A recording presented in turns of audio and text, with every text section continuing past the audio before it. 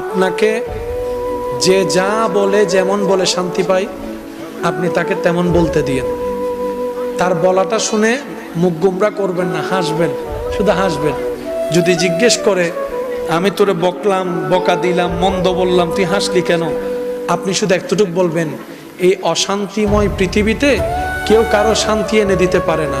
তা আমি ভাবলাম আমাকে 2টা বকা দিলে যদি তোমার মন শান্তি হয়, আমার নামে 2টা বদনাম করলে যদি তুমি শান্তি পাও, যাক আমি না হয় কষ্টই পেলাম, আমার আল্লাহর একজন বান্দাকে তো শান্তির ব্যবস্থা করে দিয়েছি, আল্লাহর একজন বান্দাকে শান্তির ব্যবস্থা করে দিয়েছি, তুমি শান্তি পাচ্ছ, এটা দেখেই আমার শান্তি লাগতেছে।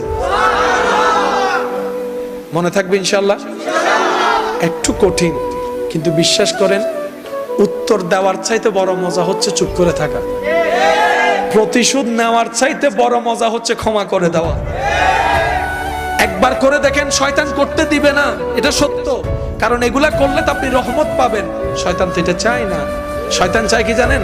কেউ একটা বললে আর বান্ডারত কি হম আছে না, 3 লোক। আচ্ছা, ঝগড়া করে এই পর্যন্ত কোনো সমাধান হইতে দেখছেন? আমি দেখি নাই, আপনারা দেখলে বলেন।